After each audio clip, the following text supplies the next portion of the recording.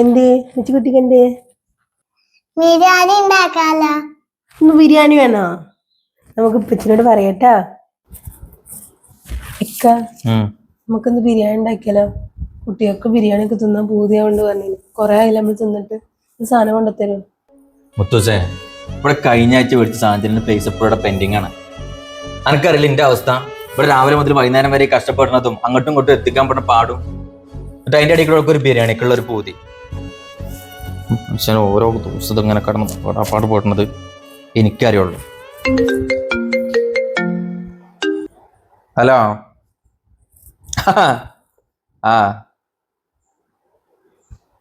ഇന്നലത്തെ പോലെയാണെന്നുണ്ടെങ്കിൽ ഞാനില്ലട്ടോ. ഇന്നലെ നിന്റെ പൈസയും കൂടി ഞാൻ കൊടുത്തിക്കണത്. അത് നടക്കൂല. ഇന്ന് നിന്റെ വക ഫുള്ള് ട്രീറ്റ്. മന്തി കഴിക്കാലോ?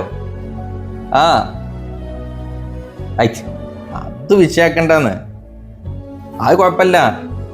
അതിനിപ്പോ എത്ര പേര്? ഒരു 1000 ഉറുപ്പ്യല്ലേ? അത് ഞാൻ കൊടുത്തോണ്ട് അത് വിഷയമല്ല. മന്തി തന്നെ. ഇന്നലെ ബിരിയാണി കഴിച്ചില്ല നമ്മള്. ഇന്ന് മന്തിയാക്ക. ആയിക്കോട്ടെ ആയിക്കോട്ടെ ആയിക്കോട്ടെ. ബിരിയാണി ഇല്ലേ? അപ്പച്ചിൻ്റെ അടുത്ത് പൈസ ഇല്ല കേട്ടോ. നമുക്ക് പിന്നെ ബിരിയാണി വെക്കണേ. കുട്ടി തിന്നു.